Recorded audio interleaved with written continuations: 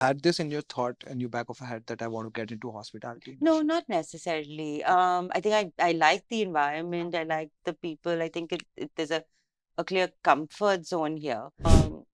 Reason for choosing hospitality was very different. Something was different in you while because you have an hospitality background. You're used to seeing people be Generally. intuitive, adaptive, responsive.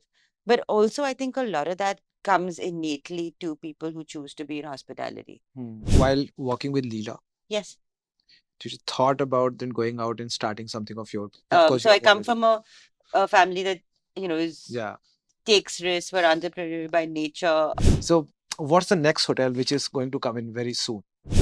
All of these places, do you also prefer local people to join in? Are you doing Yes, some? absolutely. Okay. So in 90% in our property in Palampur are local, Wow. and 9% of those are women. It's funny how actually things come full circle, because all these skills, even from doing other things, come back and become Yeah. an advantage because it's a skill that maybe it's different from somewhere else. Is there any advice that you would like to give anyone who's going to try their hand in entrepreneurship in hospitality? Fail quick, fail fast, and then get up and move on.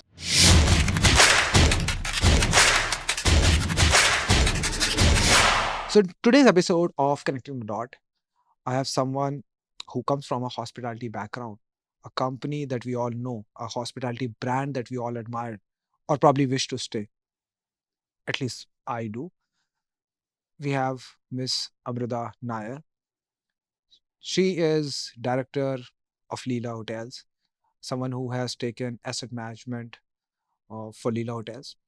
She has been to around the globe studying, doing jobs, uh, and coming back to Leela Hotels, establishing asset management as a department for them. And then finally got getting into a role of entrepreneurship journey with a brand called as Araiya Hotels and Resorts.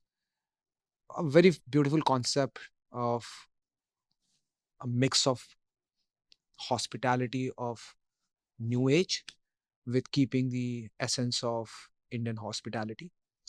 She's someone that I was looking up to interview because I wanted to do a podcast with someone who has grown in the environment of legacy brand, and what better than Leela.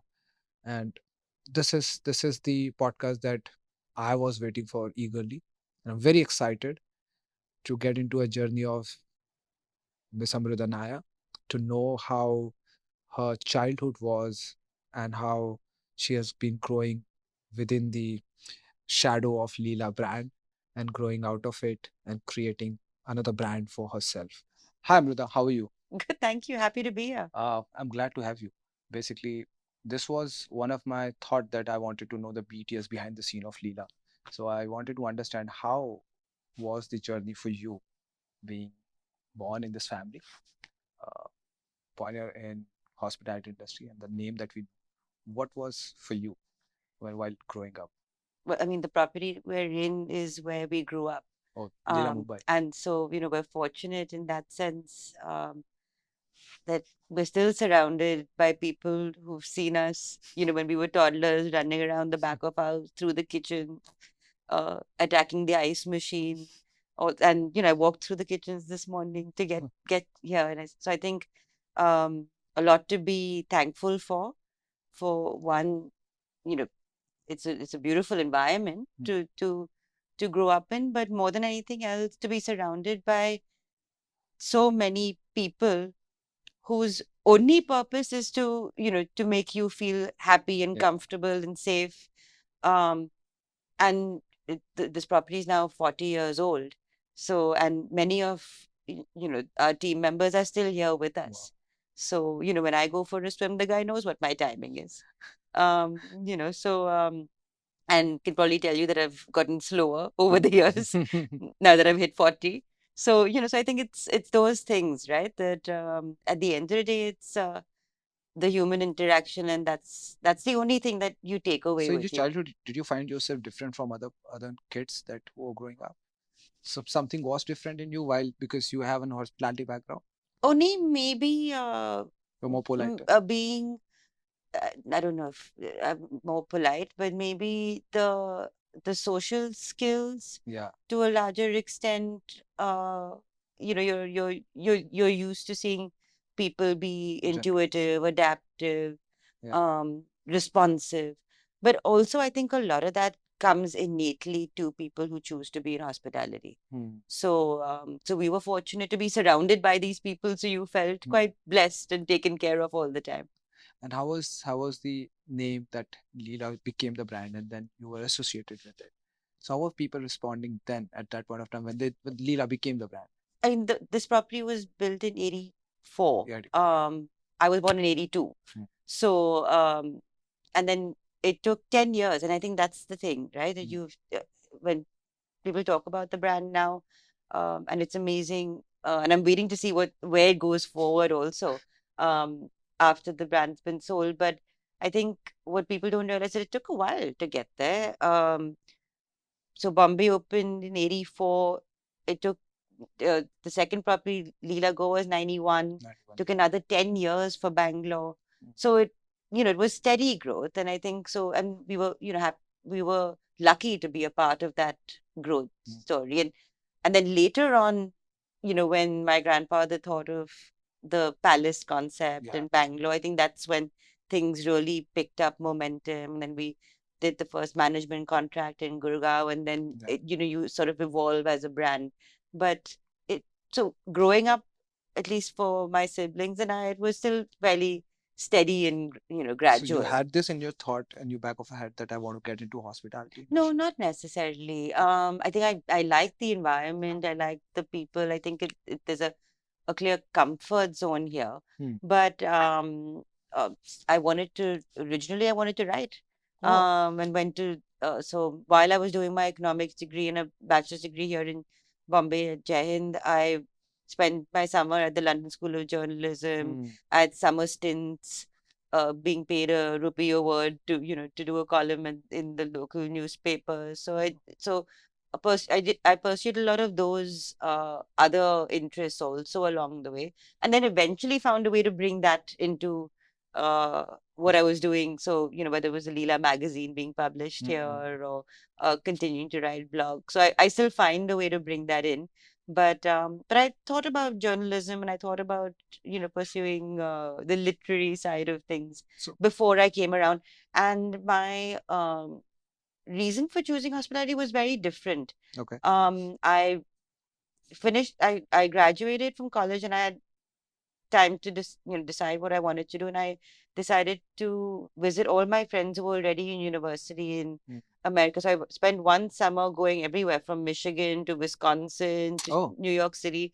And then everyone seemed to be doing fairly general things. And I guess at that age, you hadn't really Yeah. made up your mind. And just a plain vanilla undergrad didn't make sense to Yeah. me. And my last stop was in Chicago, and I stayed with my cousin who was at the Four Seasons at the time.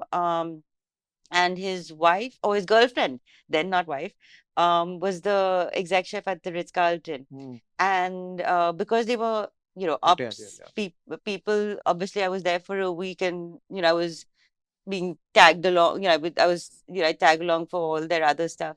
And I went along with Sarah Stegner, who's my cousin's wife, to a meeting where they were putting together the founders of the first farmers market in Yeah. Okay. Chicago. And I met these incredible women. One woman, Linda, had just sold her culinary school. Another Hmm. woman ran this massive cheesecake business. Sarah herself was, I mean, now she's gone on to achieve amazing things. She's won 3 James Beard Awards. Okay. She's a judge on Top Chef. So you can imagine. But and so I was sitting in this room with these women who were trying to create I mean, farmers market now everyone knows what it is, Yeah. but 20 Yeah. something years ago. Hmm. So and it was interacting with them that I realized you could be a woman, own your business, bring so much passion, to the table. And they were doing this on the side, Hmm. of their running their hospitality businesses. And the other thing that was fascinating for me is that all of them had come from different parts of the Mm. business, and there's so much room to try and experiment and grow. And I mean, you've done it yourself. That's an exposure that you Very got. few industries give you that kind of Yeah. flexibility, right? And that's what triggered it. Oh. So I came back and then said to my father that I wanted to look at hospitality seriously. And the first thing he did was send me to the butchery and see if I lasted, shelling prawns. So, but so yeah, so I think it's certainly an environment that I feel comfortable in. And obviously over the years you pick up Yeah. things at the dining table, Yeah. But the trigger was meeting these women.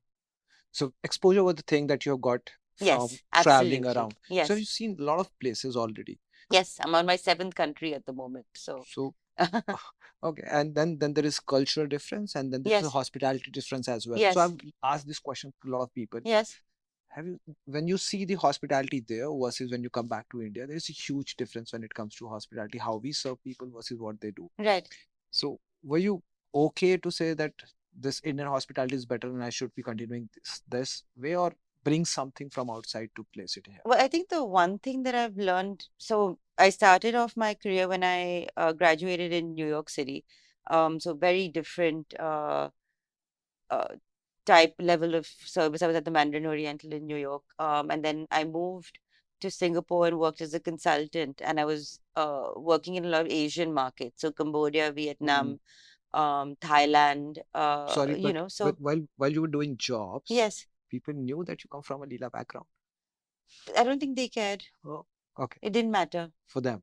Didn't matter for them. I was still, 21, 23. And these jobs were basically for you to learn more, explore more. Yes, absolutely. And also figure out which part of the business I wanted to be a part of. Mm. And the switch from and in fact, it was the GM of the Mandarin Oriental New York because I was actually on the sales side. I told you I like to write, and I was, so then my first project was to write SOPs for all the diplomats and Okay. dignitaries from the Middle East who were coming into New Ambassador and York, everyone. Yeah. ambassadors, and they wanted me to do the SOPs on how to manage, Yeah. um, the Middle East was a very sensitive market, but huge market for Yeah. New York. So, we'd have Kuwaiti princesses and Mm. people needed to be trained on how to manage. So I sat and wrote those SOPs. Wow. When he saw that I'd done that, he said, I think you're wasting your time in sales and marketing. And at that time, the hotel was being sold to Ishtatmar, a real estate fund out of the Middle East. So he said, why don't you switch to the finance department and Oh. help the CFO, Sasha, Italian man who I learned a lot from. Um, and basically I was doing all the back end Yeah. due diligence, data room setup, that kind of thing. And he said, and actually he knew that the GM um, knew that I came from this background, and he said, the one if ever you go back to the family business, what the side you need to understand is real estate and finance. Wow. And he didn't give me a choice. He said, you're wasting your time in sales and marketing. You've had a lot of fun. Now time to get back to Yeah. the numbers and understand the business, because that's how you keep control. Yeah. And so that switch to consultancy and working with JLL was because of that. Okay. I was part of the due diligence process in New York. And then when I made the switch, and I was lucky, I was hired as an analyst Mm. at JLL, but I got the job because I worked for 3 months for free and I helped them write their India report. So even there, coming from this background helped, Mm. because they said, oh, no one wants to, it's a market that's growing Yeah. and we want to be able to cover. And I said, I'll do it for free. I used to come in. I was a student then. I was on an exchange program. So on my days off, I'd go and I'd write Mm. these market reports, and that's how I got the job. Because I think they just said, "Oh, why bother going finding someone else? She's right here. We know she can write." So the writing helped Yeah. So the whole journey. So it's education funny doesn't go how with. actually things come full circle, because all these skills, even from doing other things, come back and become Yeah. an advantage, because it's a skill that maybe it's different from somewhere else. And so I was lucky when I joined JLL, because I was on the investment sales side. So then I was, thrown into this other environment where you're taking owners and walking them around properties and explaining to them where the upside is, if they could, when they buy, what to invest in, what can be, where the renovation, refurb, capex, having Yeah. those kinds of discussions. And I was writing these beautiful IMs on properties and USPs and Mm. market highlights, and so I learned a lot in that process, and also got exposed to all these different Asian countries. Didn't Was part of a massive portfolio deal in Japan. So and the what I learned from, coming back to your question about exposures to culture and different service styles, what I learned from working in these Asian markets is how strong the destination Mm. marketing is. And they really stay true to that essence of The what that destination. country and culture stands for, whether it was Vietnam or Cambodia or Thailand or Japan, very clear. Mm. And I think I learned from that. Um, you know, the eventually the customer experience is very well defined. You wake up in a room, you know exactly where you are, your interactions, whether it's the way you're greeted, what you're being served for breakfast, Mm. that local element, and it can be refined and Yeah. presented in a nicer way. But that's what I took from at least the Asian stint. Again, and then later when I moved to the Middle East, I was based out of Doha, and what I learned there was scale. So the Yeah. That's largest important. property we did with my JV partner, he owned a 611 room hotel in Mecca, and we did, the technical services, the pre-opening, recruitment, training, Mm. all of it, for 611 rooms. Rooms. So, during Hajj season, we had 1,800 guests in Yeah. house, whole other ball game, and so that's where we learned scale, and scale's easier. Yes. It is. So that was the other big Experience. lesson. Experience is different. That's difficult part. And so that was interesting. And then again, culturally, I was doing video walkarounds because I couldn't go to the property. Wow. So I'd fly in from Doha into Jeddah, and my team would come and meet me.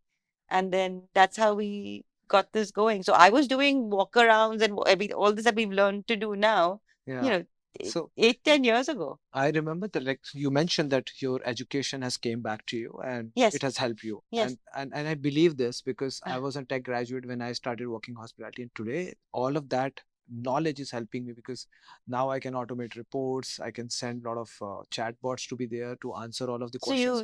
it comes in, the Yeah, it skill comes set in. comes in. And this industry is such that you can use any of the knowledge to Absolutely. implement here. But Yes. see, and your exposure has helped you from, so how many years outside? But I've also done lots of different things. So first went to journalism school in England, then went to the Netherlands just do an undergraduate degree in hospitality, then went to the States, went to Cornell. Both my parents attended hotel school in Ithaca, so I think that was Yeah. a going home kind of thing. And then did move to this. So went from Ithaca to the city, moved from the city to Singapore, came back to India when we were going through that whole Yeah. growth phase, and had the opportunity to work with my grandfather, which was a great experience. Then did the JV in the Middle East, so was based out of Doha for 3 years, and then came back a year before the pandemic. We opened our first property 6 months before the pandemic. So So you were all out abroad for most of the part of your life. yes, absolutely. But half and half, I would say. And even now, I still continue to invest in Europe. So I've got a small hospitality business Okay. in Europe as well. So I still go back and forth, and I find that sort of refreshes. You So you how keep many in touch with concentrated year with Leela that you have given? uh 2010. I joined, so Okay. five. Literally when Delhi was being built, and then Chanakpuri. there was Chanakyapuri. So actually, no, even when the management contract with Gurgaon, already I was a part of the system. And then when Chanakyapuri was being built, and then Udaipur, Hmm. so Chennai, so all those projects. So it was nice because, again, coming back to that whole career progression. So I did a year with investment sales, then was dabbling with a little bit of advisory work, and then made the switch to asset management.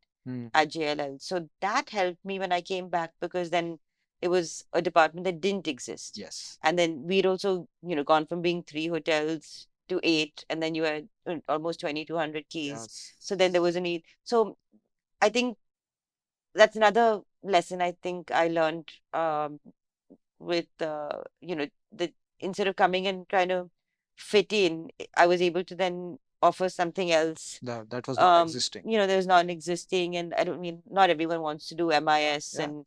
operation reviews, and having brought that skill set in, and happy to do something that, is not as glamorous and Yeah, it is. exciting anyway. So but it was a great way for me to learn about how the systems work without stepping on anyone else's toes. Yeah. Because I mean, we're already professionally managed by then. So I mean, I'm hoping there was value add there. So you started the asset management for Leela. Yes, yes. Wow. And then I had fun along the way, as we brought scale in here, put in centralized process, purchasing, and, Yeah. so asset management was a nice, and these reviews that we do on a monthly and a quarterly basis was a nice way to understand the numbers, and then you really get a feel for how each property and each market works.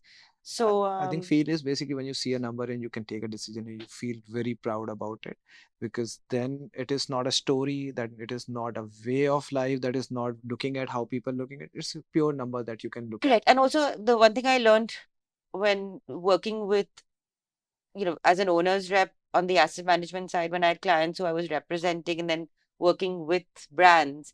So, I was Singapore based then. So I was working with the Swiss. There was one property in Shanghai, one in Beijing, and pre-opening in so 3 different brands and pre-opening it at Changi Airport, the Crown Plaza there. So, and I was working as the owner's rep for Lim at the time, and so having those conversations with the different brands helped me, because I had benchmarks, global benchmarks that I could use.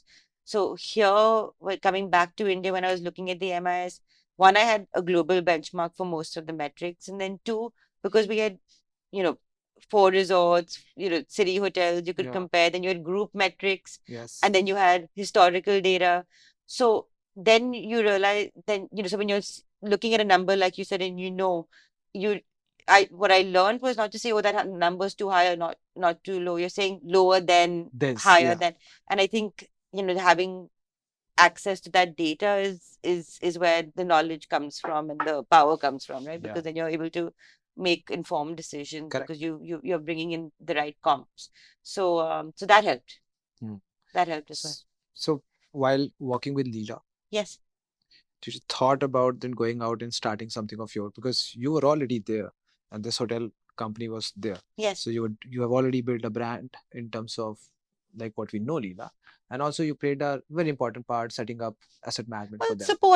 Supportive part, but but hopefully there was value added. Yes, of course.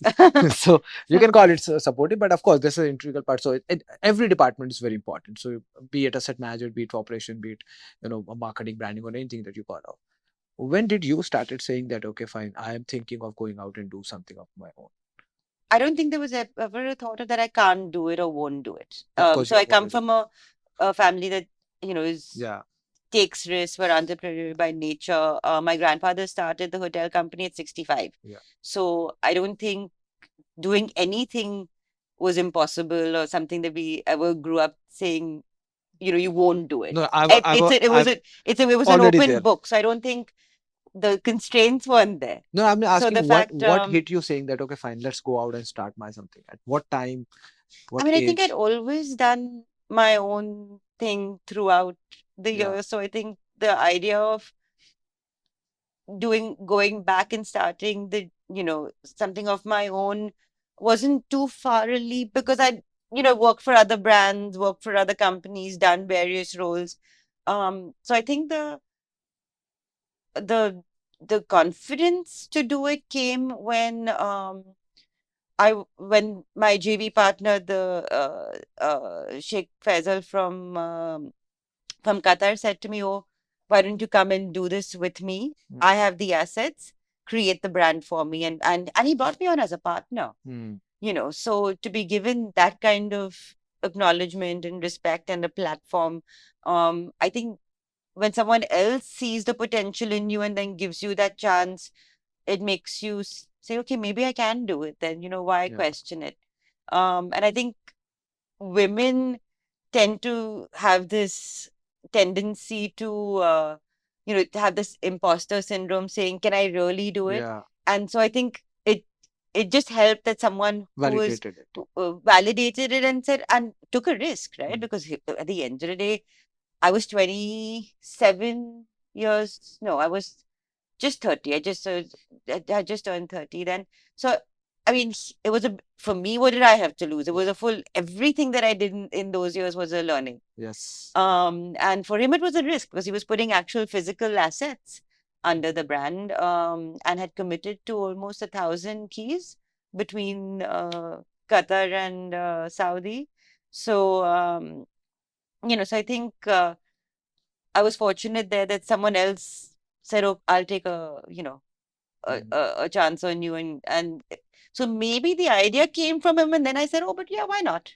What do So I have that to lose?" that gave you the kick and said, okay, let's go out and do it. Yes, yes. So Lots of I think the one thing um I've learned is that the timing and opportunity and all of that, I realized you can plan as much as you like, yeah, but it's just pointless, pointless. Yeah. absolutely pointless, because you never know where the opportunity is coming from, and then timing in your Yeah. life, and if you can leap, you leap, Yeah. and so It that's is all one of the thing that I've timing. yes. Y- And so, if you're saying, oh, this is all, then you'll miss out on so many different, I mean, look at the different things in different places. I would have missed out on all that experience if I'd said, oh no, I'm just gonna, this is all I'm gonna do. Yeah. And ABC and just keep going. So we have talked a lot about Leela and your past years. Yes, Just talk about what you're doing right now. What are the sure. brand that you invested already? So Araiya came together as a culmination of all this. Okay. The idea was to take the global experiences and bring them in to a modern format Mhm. in terms of the way we approach the business, but at the end of the day, reflect. I have a true sense of location and destination. So, well, Araiya to the our logo itself, I think, is very indicative of Yeah. how we approach things. The logos are mandala, and it's a pattern of constant evolution. And the So the idea is that and I think India is like that, right? So you have all this essence of what Indian hospitality is, but you adapt and you constantly grow, and so that's what Araya stands for. It's authentic, intuitive, adaptive. There's yearning, this idea of constant growth, and the name. What's the adaptive. magic behind the name? So it's eternal blossom, eternal beauty. So the idea is that you constantly grow and change and evolve, Okay. and that was the idea, that you take the essence of who you are, but then you add to it and adapt and What year you move. formed this? It's been 6 years now. 6 years now. Yes. And how are you liking about it? What is So good? what I've enjoyed about developing the brand this time around is it's on home ground. Of So course. one, you have a little bit of competitive advantage, because you're bringing in all these global standards, but then you're adapting it to Yeah. local practice. And then it's again going back to comfort and environment that and I think a lot of it comes, I mean, at the end of the day, when you're talking to owners, and because I come from this background, there's a comfort level there. Yeah. So when we are talking about our BI tools, when we're talking about transparency, reporting, they're surprised because Hmm. no, we start the conversation talking about what's right for the owner as opposed to, no, this is what the brand's about. Yeah. And I think that approach again, it's because I've been able to do all these different things. I know what the owner Of also course, you is were on the looking owner for side on for the very owner long side. time. So I think so that's the big difference. The way we approach things.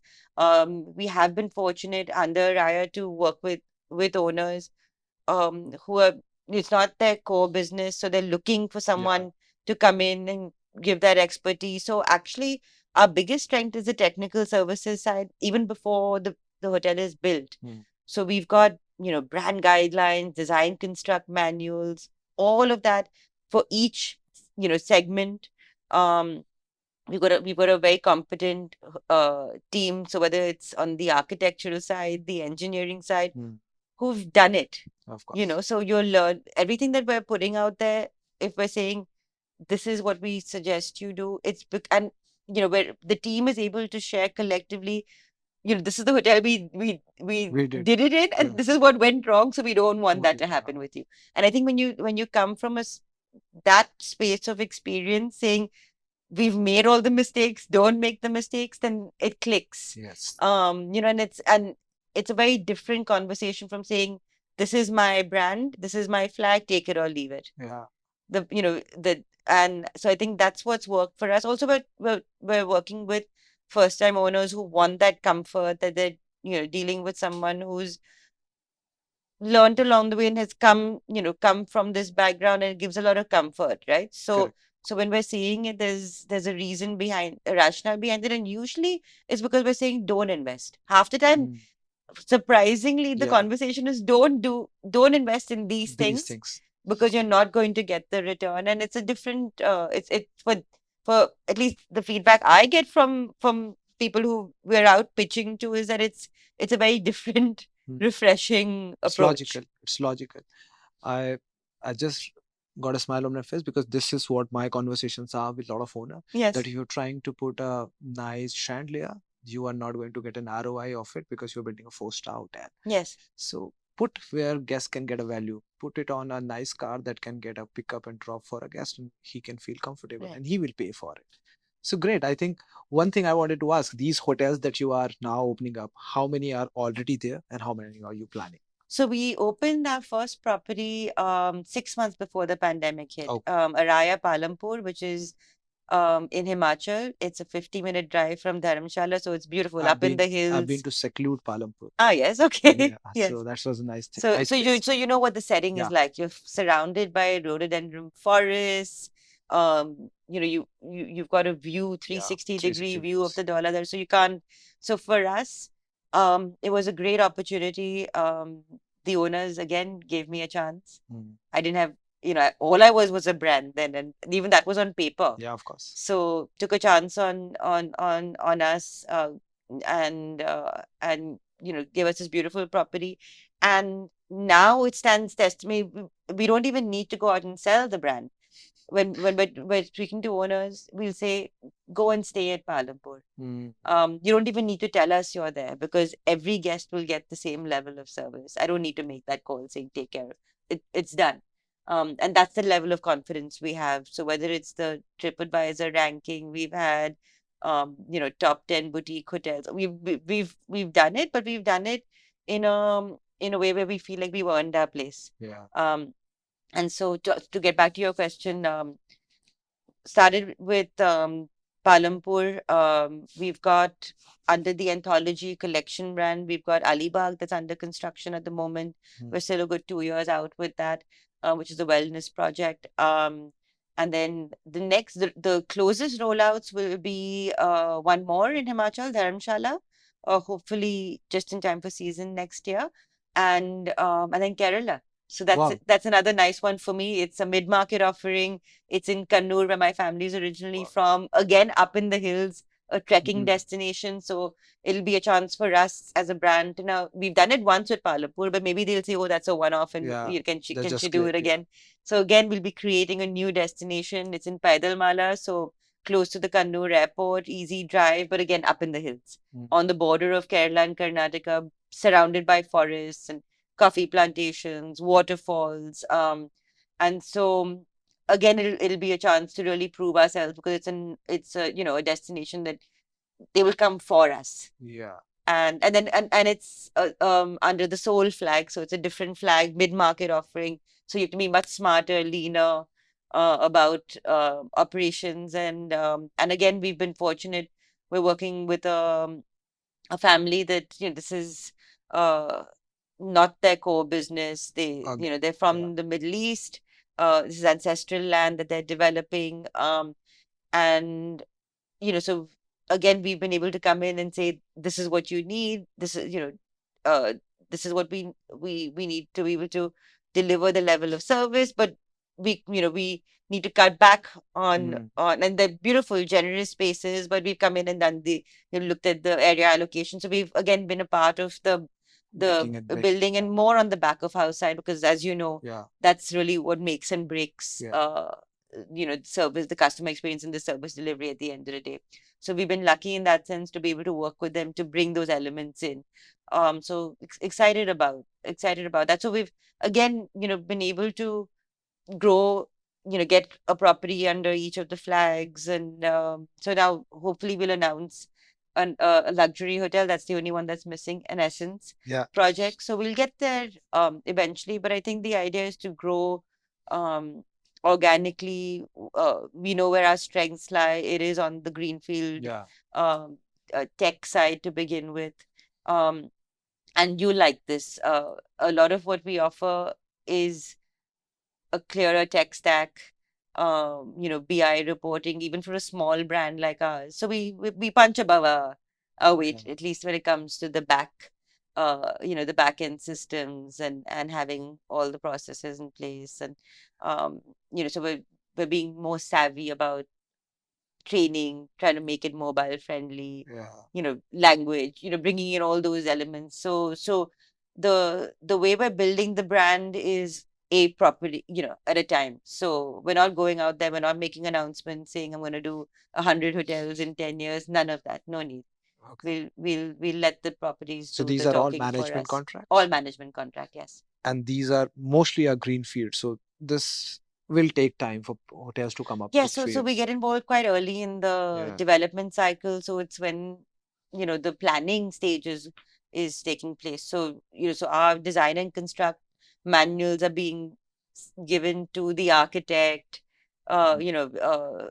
We're part of the master planning when it's a bigger development. So Yeah. so it's a good 3 to 4 year process. I mean, also we were doing all of this during COVID, so some of the cycles have gone longer than expected. So there is a lot of under the sheet work which is happening, and there will be one day that you come up with 3 hotels, 4 hotels that's opening up in like So, I mean, we've got at any given time, we've got two or three that are at already various done stages of construction. or Um, in dealing. and so, yes. So you're gonna come up with a 5-star luxury as well. Eventually, yes. Okay. So right now we've got Araiya, which is our flagship offering. We've got the mid-market Souls. We've got two signed both in Himachal and Kerala under the Soul flag. And then Anthology, I think that there's a lot of scope, and Mm. maybe brownfield opportunity there Yeah. with Anthology, because then we can look at value add. And if it's a heritage project, then there isn't too much you can change in terms of the spec. And so then we'll focus on what we can come in and improve in terms of systems and processes and guest experiences. So perhaps there's opportunity there for Yeah. conversions, you know for the Anthology brand. So, do you find owners now more literate, knowledgeable about getting into hotel business? Because are you finding it easy, or it is getting difficult to convince people for coming up into this business, hospitality? So I think a lot of the owners we are dealing with are in the 2 and 3 tier Cities, cities. yeah. They either have the land that they originally bought to build a home and Yeah. then didn't Or monetize probably it, an investment. or even ancestral property. So a lot of them eventually have already come to the idea of opening a Getting. hotel, and I think it's a matter of then finding the right partner. Hmm. And I think we're also just as picky, because I think at the end of the day, it's a long term Yeah. relationship, and we're not in it just to sign. We're not in it just to sign deals and make announcements. Yeah. I think having come this far, I want to be slow and steady and just let my work speak for itself. Mhm. So I think before this, so 5-10 years ago, hospitality as a business was taken in a very hardship one, and there was less profit that people were thinking. Now, this industry is getting profitable, and demand as such is increasing so much. So I was talking to one of my podcasts with Mr. Lalwani, who's a Sterling CEO, and he said, Prashant, there is a lot of destination which is not being explored. And just because India is seeing the rise in GDP and people have more disposable income, they are ready to go to the places if you build a nice property and set up a location. So are you also looking at specific locations of where, like we were talking about Kannur, that you said about Kerala?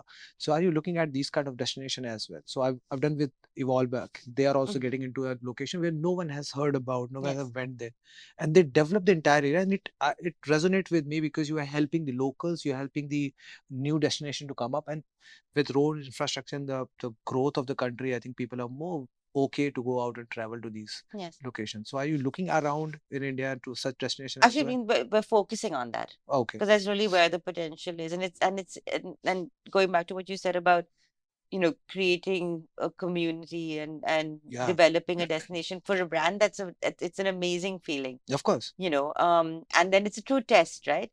Yeah, That are people coming to you because it's a known market and therefore you're in the right place and therefore you're yeah. getting the business, or have I gone out there and actually created a destination? Same, So like you named Palampur. The only thing that I came from my mouth was seclude, yes, and I will be all out if I go to a destination or I don't know the destination, but I know the seclude has opened up a hotel or a yes, small resort, because they yes, don't go with huge inventory, right, a traditional type of hotel. They come up with smaller inventory, and they are very packed in nature. And when I know that's a seclude, I will of course go out for 2 day, 3 day vacation. yes, So if you're building that, that will eventually give you a lot of people who will go back to your brand by knowing but what you do. right. So are you And we're planning? excited about that because it gives us a chance to also create unique Yeah, properties that are standalone.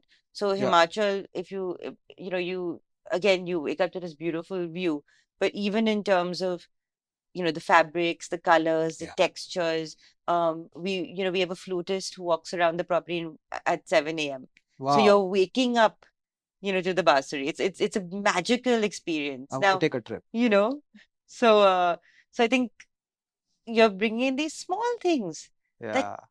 creates so much joy. So I think we do this amazing river picnic experience on the river, where you're sitting on just chairs, but your feet are soaked in the cold water, and you're having hot samosas and drinking masala chai, and it's just it's those things that people take back with them.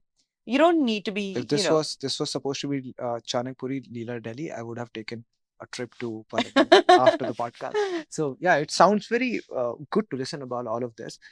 So yeah, so to answer your question, I mean that's the idea. So when we're talking about the places that we'd like to be in, whether it's Kerala or Uttarakhand or Himachal, we're looking at where else we can really come in and do something different. All of these places, do you also prefer local people to join in? Are you doing Yes, some? absolutely. Okay. So in 90% um in our property in Palampur are local, Wow. and 9% of those are women. And Great. we've got local women who we've trained now for in the kitchen, landscaping. So we've developed skill sets. So that and to the extent where even the we work with Exule Travels there as our leisure concierge, and they're training women from the villages to be guides. Mhm. And it's a remarkable feeling to be taken on a a trek, and you can trek right up to the snow line. I've done it myself, and they're telling you stories about the berries and Yeah. what you can eat and the last bear attack, and they're young girls, and who are now earning members of their Family. family, and they are representing their society to an outsider.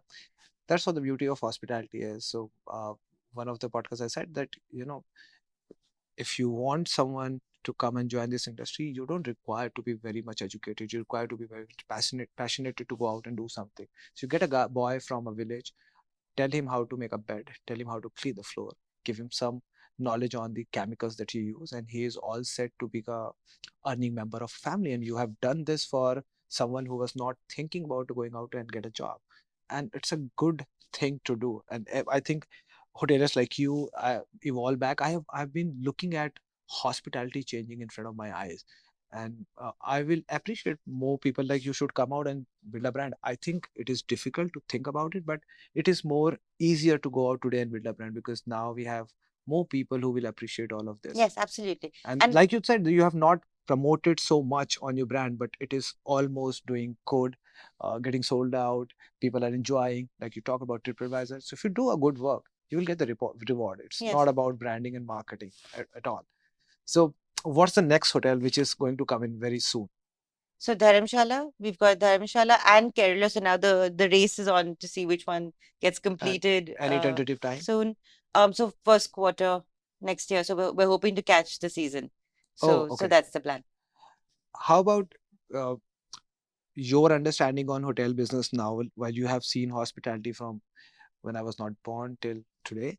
So I'm asking you a question which is very prominent around. So, do you see the experiential hospitality going up or the traditional hospitality, the cookie cutter hotels, the scale is going to go up? I think each model has a place of its own. Now you can't do experiential to a large extent Yeah. when you're a city hotel at the airport. So I think you have to recognize that it's eventually what your customer is there for. If he's there for business and he wants everything in order and he needs to have systems in place, his breakfast on time, wake up calls, all of that, it has to be done. Mm. You can't then say, oh, I want to do experiential and then that's what I'm going to give. What about you?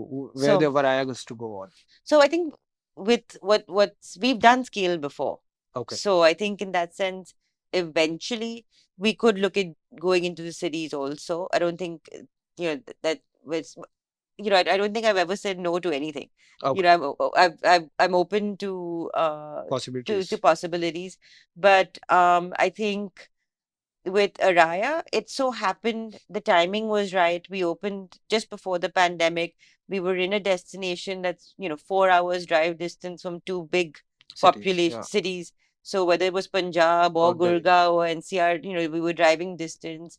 People were wanting to be up in the mountains. Yeah. So so we had this property and it worked because we stayed true to what it was meant to be and it lends itself to that experiential Yeah. traveler and then it just so happened that the pandemic took place and that's exactly what people were looking Yeah. for. Now that a lot of that is also sure luck and timing and all of the stars were aligned and it worked. But I think that there is a growing appetite Yes, it is. for that kind of product and service level and and there's so many untapped destinations in India that we wouldn't be doing justice to Yeah. the country and all that it offers if we just say, oh, we want to be in Bombay and Delhi and Rajasthan, right? So as a brand, eventually you do need to have a presence because you know better than me Yeah. about source markets and creating your brand there. But eventually we'll get there. At this point, um, we found a model that works and it makes sense to then stick with it. So I've seen people in earlier days what to do is they go in the bigger source market first, Delhi, Mumbai, Bangalore, Chennai, and then they transfer all of their existing guests to different leisure destination. That's how they work. That's called gateway through the Yes, bigger cities because then established a brand. But that's all said that it is changing now because people from the bigger is cities being destination driven. destination to the main cities. So all in line that we know tomorrow you are going to be in the bigger cities as well, for sure.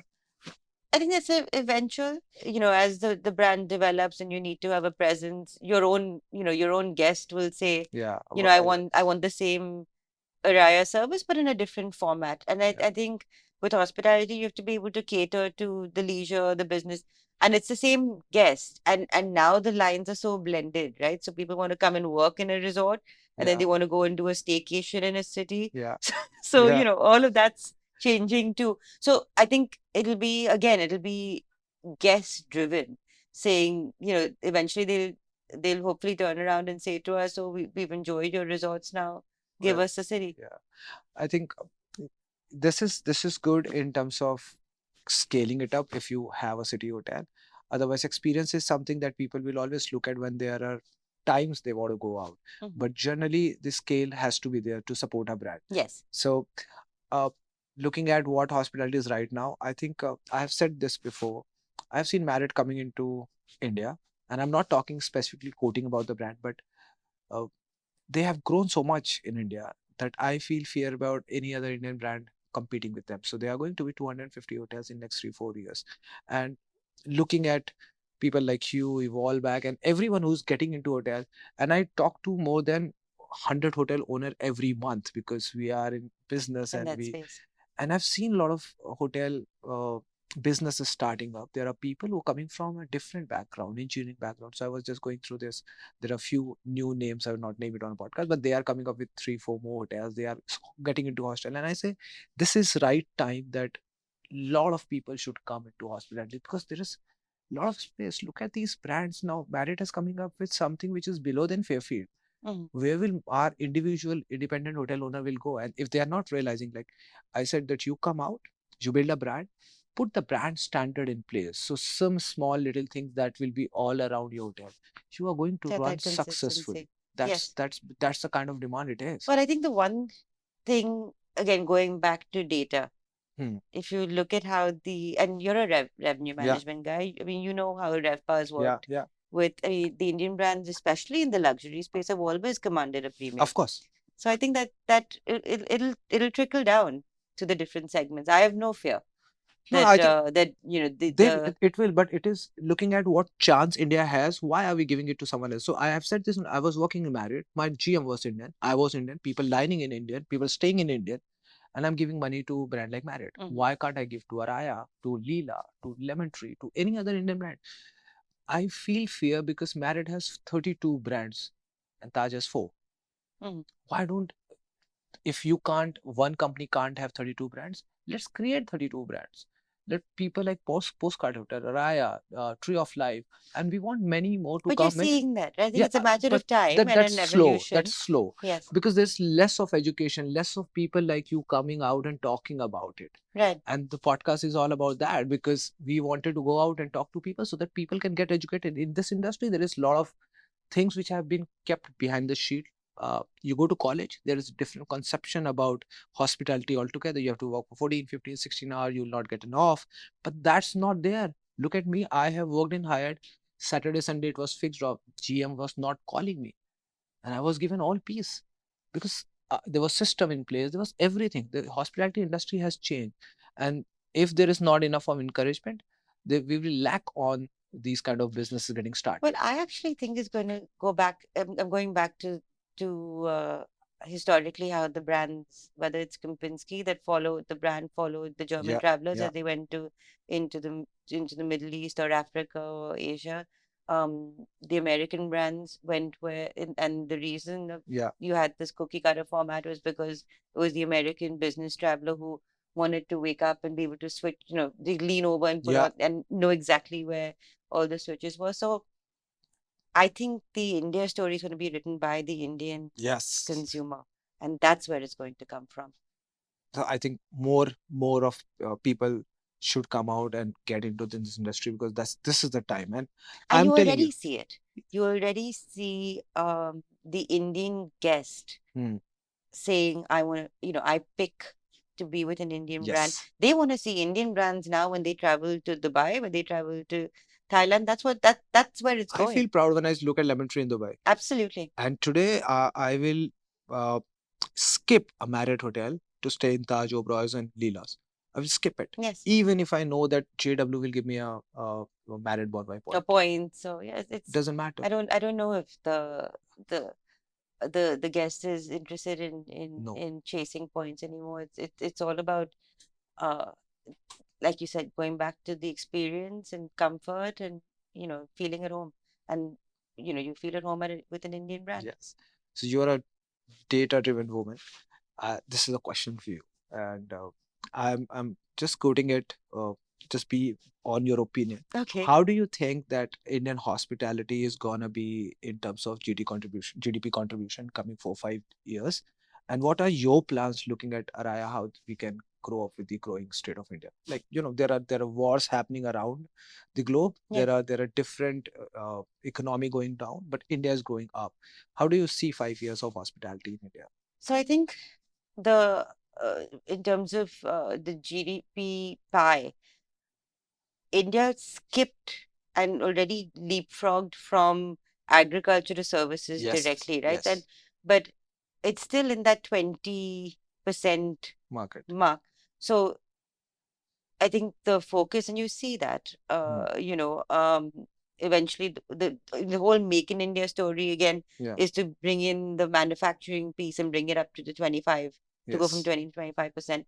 And then the rest of the growth is going to come through services. correct. And so I think that pie is going to switch.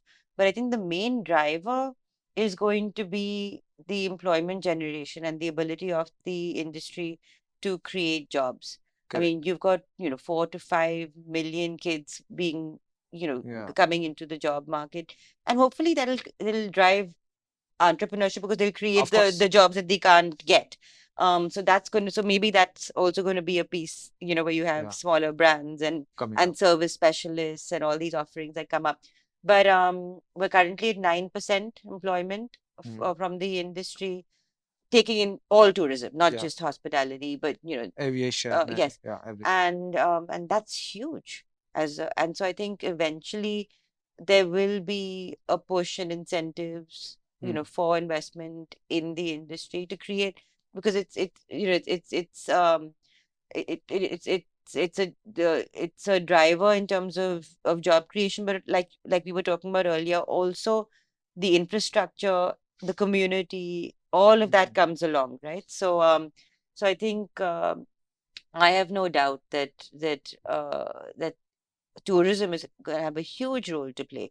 And then again, you look at the capability of earning forex, mm. and Of so course. I think all of that, so the industry checks a lot of the boxes in terms of where the economy is going and the contribution that it can make. So So looking at China, so China, when they started into getting into a manufacturing country, SEZs created, and then we see the occupancy rise, number of hotels that has came into China. In India, we don't look at as a leisure destination, but it's a business right, country altogether. India yeah, is going to be a business country very soon because we are number three in automobile. We are going to be number two in mobile and laptop manufacturing, and this is going to increase the number of business which is going to come into India. And then India government will also focus. I've seen two budgets going to be a similar budget, 2,400 crores, 2,400 crores.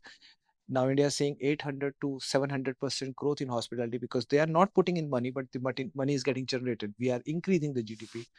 I think very soon government of India will realize that how much contribution, and they have started realizing already, and that's the reason you're seeing a lot of temples are getting built, a lot of roads are getting built, and these are the indicator that hospitality industry is going to grow because tourism is increasing. I've seen a lot of airports getting increased in number of size. So I come from Indore. Indore is getting new one. We recently went to Lucknow, and Lucknow airport is getting bigger because the number of flights and I'll come to Indore just for the food. yeah. So That's it. I'll fly to Indore just for the food. So I think I can see that as a driver on its own. yeah, and I've seen Indore growing because I was there in 2015, 2016, and that city was very small. It took me 20 minutes to cover the entire city, and now it takes 20 minutes to jump to red lights. And we have seen Infosys, TCS all coming in. It's a clean city in India. Right by the airport, you have all that Yeah, development. yeah. So it That's is right. it is the cleanest city in India. I have seen from one five-star hotel that was Sayari that I joined, looking at coming back to city after 5 years to join two Marriott's hotel, and there are three now. They are coming with two more. The park is there, and Essentia is there, and still that these occupancy percentage has gone to above 80%. And these four-star hotels like Fairfield, F Hotel, they are doing 85% occupancy. This city is growing up, and all these business, like you said, Palampur to all of these small tier two, tier three cities are growing up. So I think there's huge scope for any business to survive in hospitality right now. So doesn't matter what you start. Right. No, so I think going back to what you were saying in terms of the comparison with China, right? I mean, I'm an economic student, so I'll go back to, Yeah. what the basic structure of that drives the economy, and it's the consumer. We've checked those boxes in both India Yeah. and China, but the capacity building and the capex is what Yes. differentiated China, and the inventory that went in. Um, and then the other big pillar is government spending, and you Yes. see that now in India. So I think there is, catching up. Correct. But this whole demographic dividend that we see in India today, so we've got the market, so I think the capex, like you said, is lacking Lacking. Yeah. in terms of the capacity, but you're seeing government spending, Yeah. and so that brings in that boost. So I think it's a matter of time. Matter of fact, yeah. So it will take more 5-10 years for us to look at Correct. what is going to be future. But you can already see how aviation itself has been Yes. democratized, right? I mean, Yes. Indigo's, I think they're celebrating their 17th year Yes. now, and you look at the connectivity Yeah. and how easy it is now, to Get hop into it. across Yeah. cities, and Cities. and affordable. And so I think I pick an Indigo, over Any day. as an airline, every chance I get, because it's a great experience. It's easy, you're going to be on time, and I think, so I think it's made travel, less of a hassle, Less of and us just India. more accessible. Yeah. So So you can go it's to tier 2 city with Indigo now. yes, But earlier absolutely. it was not easy. Mm. One question more. Uh, is there any advice that you would like to give anyone who's going to try their hand in entrepreneurship in hospitality? What is one advice? So I know that you have lot of exposure from international market to India market. Just if you can condense it for like small advice for anyone who want to get it. I think what I've the biggest learning for me was to be open to ideas. Not plan a path for myself, and look at opportunities, and take a leap. Make lots of mistakes, because all those mistakes help you later on. And when you fail, the lessons you learn, you never forget. Oh, yeah. So I think, fail quick, fail fast, and then get up and move on. But you'll be stronger and more resilient, and come back with something even better to offer. So I think, yeah, go out and fail. That's my Great advice. advice. This is what I used to tell to everyone in my team, that But if fail fast though. yeah, Recognize that you're that's making a that's mistake, call it quits, and then so move on.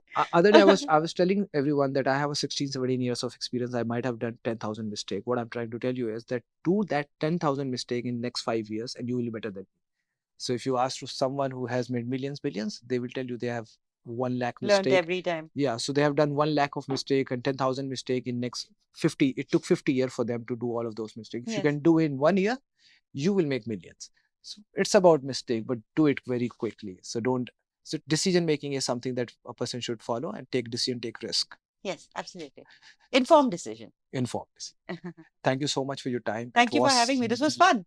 I This is enjoyed fun. it. I will want to do it again with some other topics, some other things. But you know what? When I get to all those destinations that we've talked about in I 10 want to years do time, it. we'll do a recap and Yes. say, okay, what did you do now in the Yes. last That's 5 years? that's what I want to do. Next time in the property that you open up. Brilliant. I look This- forward to that. So, thank you. Thank you, Prashant. You are watching biggest hospitality podcast by a hotelier. Stay tuned. Follow us for more.